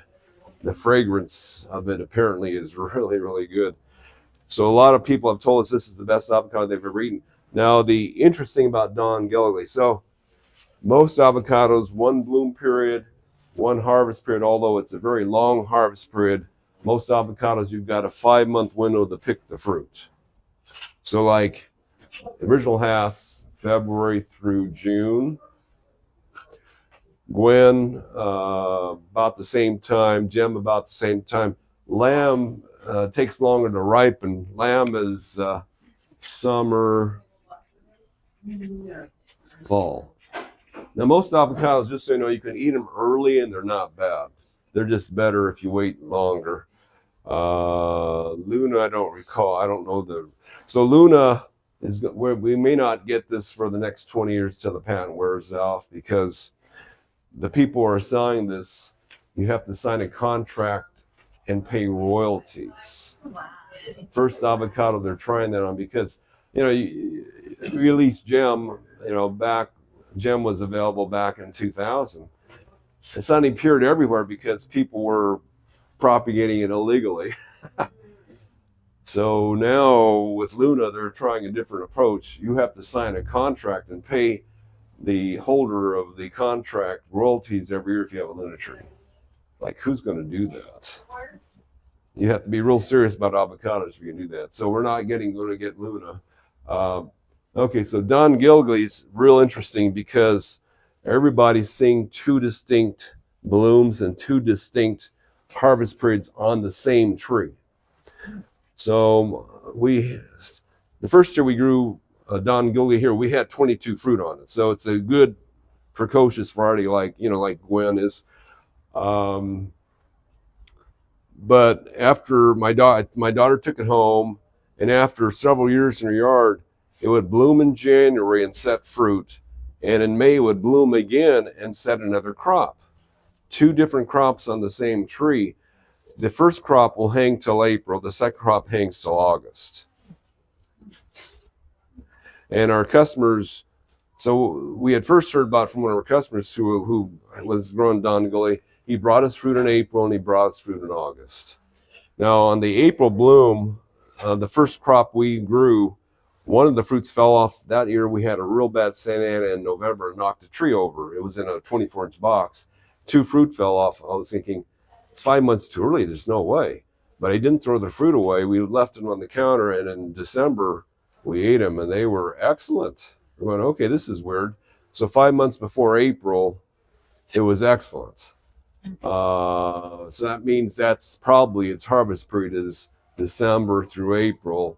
and the other one is probably March through August, being a little better the longer you leave them. So anyway, that's Don Gilligley. University doesn't promote this one. That it's not one of theirs, you know. But we think it's really, really good. And it's considered a dwarf. So most of the Pinkerton and Don Gilligley are considered small trees, probably due to their heavy production. Now Pinkerton, when I first grew it back in the 80s, I couldn't get it to fruit well. But that's because in the late 80s when I was growing it, our winters were cold. And this thing blooms December, January bloom. It's like Forte, just like a few other types.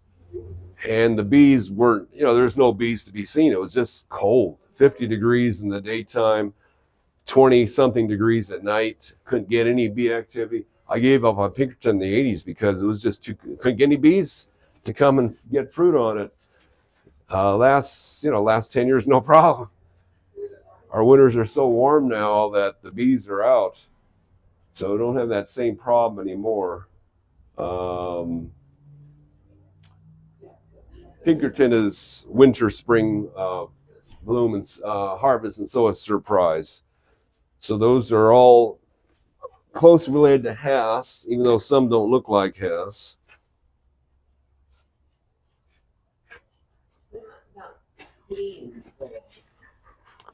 Well, Queen is a true Guatemalan. So we can go over the Guatemalan types next.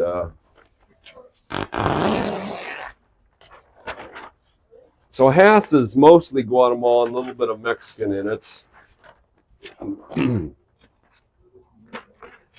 There's a couple of true Guatemalan avocados that are brought directly from Guatemala, and one is Naval. Oh, I did forget one on this list. So another one that's a daughter of Hass is Esther. Esther is a cross between Hass and Naval. And then there's Queen. So these are, I believe both are 100% Guatemalan. Naval is a big round thing, and Queen is a really big pear-shaped thing. Naval is up to 2 pounds. Queen's over 2 pounds. So they're big fruit. They're both excellent quality.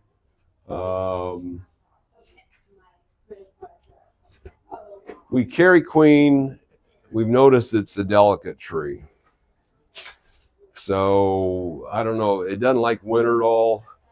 So I tried growing it big for several years, and like 3 years ago we lost the Queen in the winter. And we did that 2 years in a row. We lost the Queen in the winter. So it's quite delicate. Last year we got one to go through, and it flowered a little bit, set 2 fruit, and they both fell off. But it was a huge tree, so we just sold that tree. I don't know if I'll try it again. But someone brought us a Queen fruit off of their tree. It was like that big. Unfortunately, it had fallen off the tree, so it was half rotten. But we just got to taste a little bit of it, and it was a very impressive looking, long, pear-shaped fruit. So Naval, one of the best avocados we've ever eaten. I mean, it's hard when you're not eating all the avocados at the same time. You say, well, this is the best I've ever eaten, but you can't compare it to anything at that moment. But when people bring us Navals in the summer, so this is a summer ripener, it's good. It's really good. Its daughter is Reed. And Reed is a little bit smaller, a little bit less round, but really, really good. They both have shell-like skin. So like Reed, our customers tell us you can just cut those in half. They're serving bowls now. You just make guacamole and serve it in the shell of the Reed. So Nabal is a big tree. Our biggest tree in a box on the side of the building is a Nabal. It's the same age. It's a year old. We wanted to see how precocious it was.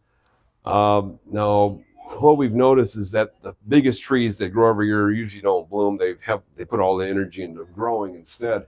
But we noticed one cluster of flowers near the top. So we'll see if it sets at all with the one cluster of flowers. We have a reed out there, 1 year old. It's a lot smaller. It's only about as big as, well, maybe this big, full of flowers. So reeds are precocious too. So like the Gwen, 55 fruit the second year, 140 the third. Reeds did 27 their second year, which is still a good amount. And that reed out there certainly looks like it's capable. It's not very big, but it's got a lot of flower on it. By comparison, second year Hass 0, second year Fuerte 0 fruit. So reed, very precocious. A reed can get tall, but it's a real tight tree. The first reed I grew in my backyard looked like a Christmas tree. I thought, God, this is interesting. It's just growing like a cone. And I've seen some really old reeds that were only 8 foot wide. So they don't take up much yard space. They can grow tall, but you don't have to let them. You just keep cutting them off, and what you've got will produce a lot of fruit. So reed is good. Reed is, now, I didn't know this when I first planted my first reed. It's June through November. It's when you're supposed to pick it. I thought all mine were so good in the spring, I finished my tree off before June. So they were edible in January. By April, they were really good. But you're supposed to leave them on. They say, if you leave them on until about Labor Day, they're at their best. But I was finding them really good. We had first heard about reed because an orchard guy told us, I grow Hass to sell, I grow reed to eat. He said reed is like taking a Hass and pouring bacon grease on it. So reed is good. And then Esther is another daughter, cross between Hass and Nabal is Esther, and we carry that one. It's also a dwarf tree that produces heavily when it's young.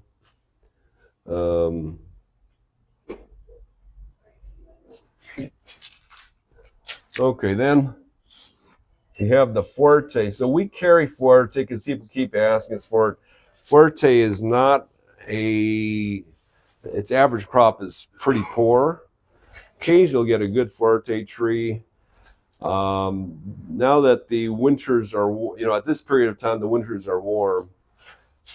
It's gone back and forth over the decades, so we never know what's going to happen.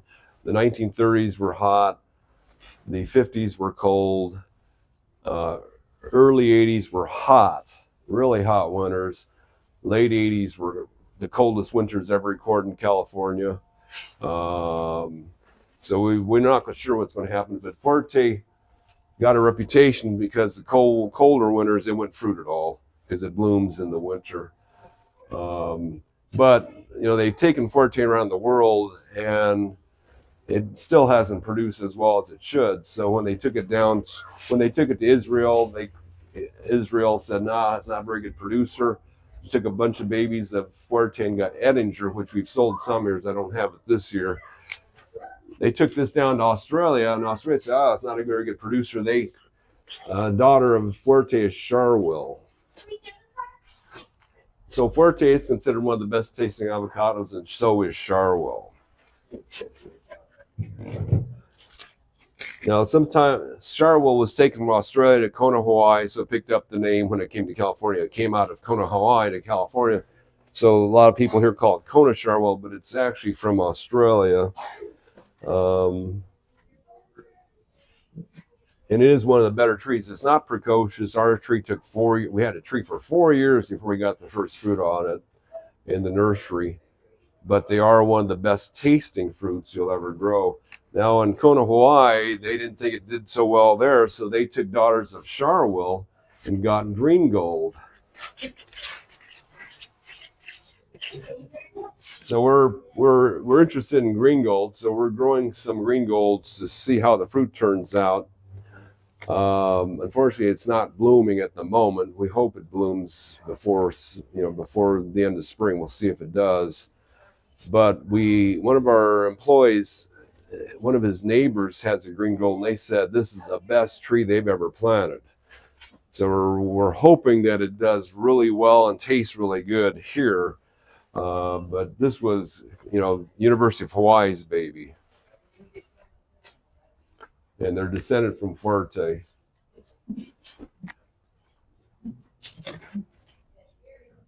Is that an A or a B? It's on your list. A. Most of the good varieties are A's. Charwell's a B. Fuerte's a B. Now, we also believe Edronol is related somewhere to Fuerte.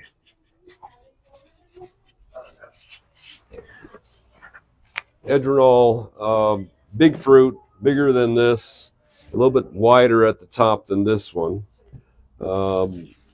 We got 4 fruit the first year. The tree looks really vigorous. Everything about the tree, the branches are thicker, the leaves are bigger, the fruit's big. It's supposed to be not too big a tree. Some literature says it's big, some literature says it's compact and small. So we're not sure what to say about it, but it looks really healthy. Edronol has always looked really healthy. And it's excellent quality fruit too. I would say it's not distinctive. You wouldn't say it's not like a reed. I don't know. But it's really good fruit. So that's Edronol.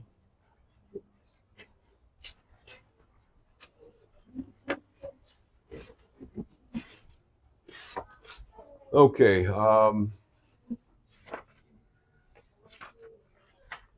Now we have one true Mexican variety, and that's Stewart. And sometimes you'll see Mexicola out there, Mexicola Grande. Stewart is just a seedling of a Mexicola that was found on the Stewart Ranch. And it's got small purple-black fruit. So all the Mexicola types, the true Mexican ones, are small. They got real thin, purple-black skin. Most of our customers who grow them said, don't bother peeling, just eat the skin. It's really thin. It's like tomato skin. I've grown one Mexicola in my life, and it ripens around October. So it's the only fruit that ripens October to January. And it ripens 5 months after it blooms. So it's the quickest one. Well, that's why it's small. Very fast to develop and be picked. Let me run out there and see. Kind of a nutty anise flavor, a little stronger flavor. They're good. They're just small. Not real precocious, the Stewart. Takes a couple of years to get fruit off of that one.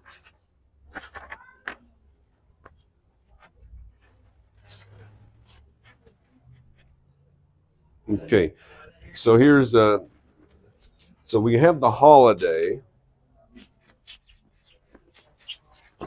So Holiday is the smallest avocado tree known. It's smaller than Little Cado, better quality fruit. So the Holiday is one of my distinctive fruits that I've eaten. So whenever I've eaten one, they're about this big or bigger. So they're big fruit. They don't soften as much. Whenever I eat one, it's like I'm eating a firm stick of salted butter. That's every time I eat one, I get the same sensation. It's a firm stick of salted butter. So I do like Holiday. The book says 7 foot is about the max it'll ever grow. And they do admit without a stake, it just sprawls on the ground. So it's not a tiny tree, but it just doesn't grow upwards, let's put it that way. When we grew it, we have only grown it once. We got 2 fruit the first year. So it's not, fruits, it's not bad, but it's not as precocious as some of these. Again, I've only grown a few of each of these, so I don't, you might come across another one that fruits a lot sooner or a lot heavier. And then there's the top rated avocado taste wise is Jan Boyce.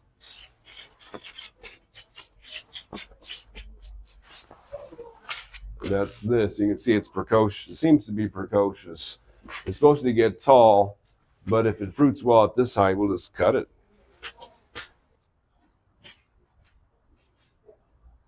Are you going to be selling that this summer? We have a lot of little Jan Boyces out there. We have 200. We're not going to run out today. How would you rate the taste of that to a gem? I've eaten both, but I've only eaten one Jan Boyce, and I cannot say that it's heads or tails above any other avocado. But at the university's field station, this is the top-rated avocado, which probably means that you can pick it at almost any stage, and it's clearly really good. Because like they say, the Don Gilgley is at its best in April only. And Charwell, even though Charwell will hang on the tree for 10 months, it's at its best between April and August. And maybe this one's just always really superior. I don't know. But the rating system that they use, Jan Boyce is the top avocado taste-wise. And it's one production a year. One crop a year. And the only one that you said had 2 crops a year was that Don. Well, okay, so Julie Frink, who has a database, Avocado Source, if you Google Avocado Source on the internet, you'll come across her database. She says on her gems at the field station, they can always find ripe fruit on it anytime they want. Now, Carmen, and I forgot to mention Carmen. Carmen is a Hass tree that was found in Mexico by Carlos Mendez. So that's why it's Carmen, Carlos Mendez, that blooms at odd times of the year. And occasionally it blooms all year. But it's not predictable at all. That's the problem with it. So in the past, we've come across Hass trees that will bloom several times a year, but they were never reproducible. You take babies off of that tree and it doesn't have the same thing that the parent was doing several crops a year. This Carmen is more likely to have that repeating bloom period, but it's not predictable. So we had great hopes for it 20 years ago because of what happens down in Mexico, but what happens down in Mexico doesn't necessarily happen here because we're in a much different climate. I've had one customer tell me that his tree is always blooming.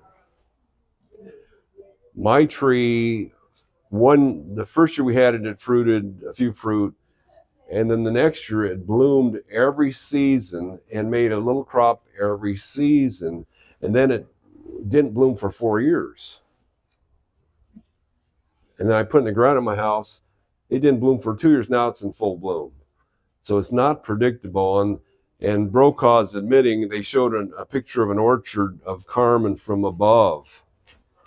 And during the spring bloom, and only about 40% of the, no, I think he said about 40% of the trees were blooming when they should all be blooming normally. So each tree tends to run on its own cycle. So they said the people who have large orchards of Carmen are happy because they can always find a tree with ripe fruit. But one tree, it's just not predictable.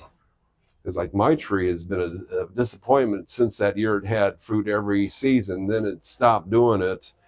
In Mexico, this is the top seller because they said the fruit off of this tree is the perfect time for Super Bowl. So in Mexico, they get a different bloom period because it's a totally different climate and it ripens right for Super Bowl. So So here, you know, we're not as, so I would say probably Gem over Carmen. But, and again, we've had a few customers, like, the weirdest thing is I usually tell people if there's a fruit hanging here, that branch will never bloom again. Well, this guy sent me a picture of Carmen with flowers coming out of the fruit stem. His tree just doesn't stop flowering. So hard to say what's, you know, causing that. And if I want two trees, then it probably makes sense to buy one A and one B, right? Yeah, if you like both the fruit on them, or just at least get two different kinds of avocados, no matter what the bloom is, because we know that the flowers aren't in pure synchrony. Let's see if I covered all the different varieties we have. Didn't mention bacon. So bacon is got a lot of Mexican in it. It's not pure Mexican like Stewart, but it's got a lot of Mexican in it, so it ripens in late winter. It's a good producer, not too big a tree. Jim Bacon discovered it. It's not as good as the rest, or the oil content's lower, but when I've eaten bacon, I swear it's the sweetest avocado I've eaten. It's got more sugar in it. Like most avocados don't have significant amounts of sugar. The bacon seems to be on the sweet side. So I do like them. I had a tree at my last house. My neighborhood has a tree that the fruit falls on the street from. And it's a good regular producer.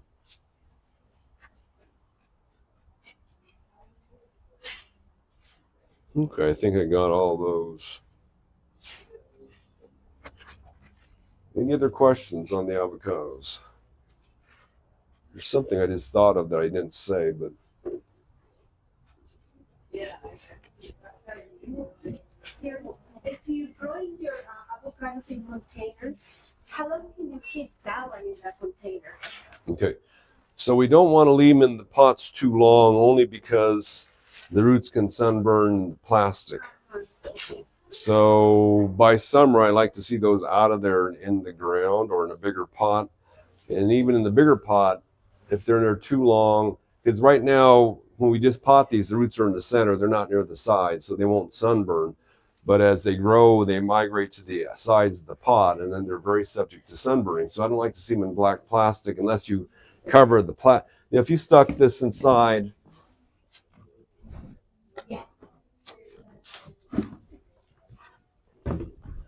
if you double pot a plant, the inside pot is insulated. A lot of nurseries around the United States that are growing plants in pots will grow pot in pot. They'll put one pot inside the other so they don't, it's a bigger pot than this. So they use like a 7-gallon to set this one inside, and then it won't root burn. So the outside will take the heat and then radiate the heat off.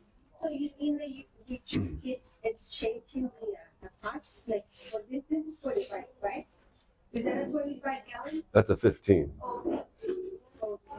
25 gallons we have, they're almost the same. They're close to the volume of a box. So you would change this to a 25 next, right? Yeah. I mean, you can grow them in pots all your life, but you got to keep getting bigger pots Yeah. to keep them going. What about the round pots that are more sharp, which is wider? Would that work best for the avocado? That's fine too.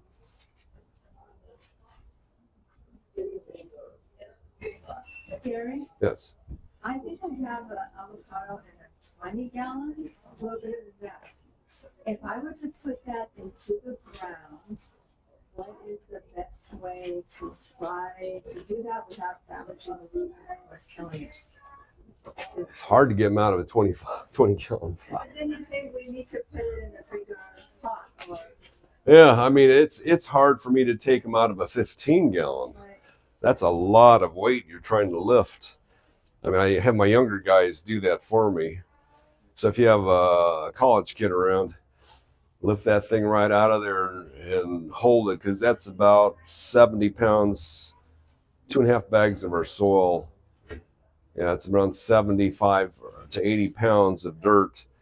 And in a 20 gallon, it would be more than that. But I'm gonna lose some of the dirt, so. No, you put it on the shouldn't. side and then roll it and then. Let's, or you can just take a box cutter and cut it to shreds. Yeah. These plastic containers do cut fairly easily. If the bottom part of it, I don't remove, can I? That- Not a big deal. Because roots don't go any deeper than that on an avocado tree normally. So if you want to leave the bottom of the pot in the ground, that's not a big deal. So you can make a hole, put your 20 gallon into the ground, slice off the sides, leave the bottom in the hole. That's how 24-inch boxes are planted. They just drop the box in the hole, cut the band, the sides fall off, leave the bottom in the bottom of the hole. To grow in a 24 container, how many bags is that? It'll take, well, this volume here is more than 4 bags, so you get about 5 bags of our top pot. Of course, if you put that into there, then that's already 1.5 bags in that. So, Now, what if maybe, because mine looks a little like that, a little bit. Could, I mean, the biggest root rot, that's why the tree isn't growing and it gets too. well, if the leaves are a decent size, it's not root rot. If the leaves get small like this, yeah, perhaps root rot. But if you have good sized leaves, they often turn brown this time of year. It's not a problem. Yeah, that's okay. As long as they look healthy, the branches aren't burning, got all this new growth ready to come out, it's a healthy tree. When you get a lot of this burning going on, you know something's going on with the tree. So then, you start all over. Start over. Well, or you can cut it. Well, like I was at a customer's house and they moved to this house and they hadn't watered the tree. So it's just all burnt up and ugly. In that case, I told them, chop the tree down because it's so ugly and burnt up and let it regrow and then water it. And you'll have some healthy branches on it. But it was just a mess because it was an abandoned yard. Well, say you didn't fertilize it when it was young, the first year, you didn't know the way you would fertilize the tree. Lack of fertilizer does not hurt plants. Oh, No, fertilizer is not. So don't think of fertilizer like we do. We think of fertilizer as stuff to give us energy. Plants get energy from the sun. They don't. The fertilizer is just building material. So they can stay strong without any fertilizer at all. They may not look pretty, but they'll have a lot of sugar storage in their systems if you don't fertilize them.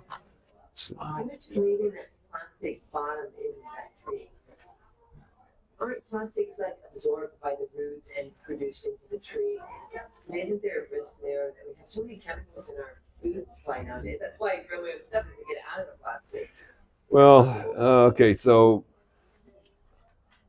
in my opinion, and this is just my opinion, I'm not I went to med school for a year, but in my opinion, the food we eat is what's killing us. It's not the environment. We're being fed the wrong foods.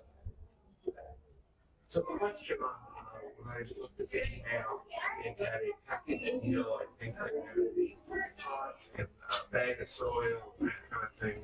And you pick your avocado. If someone's ready to do that, what was that price?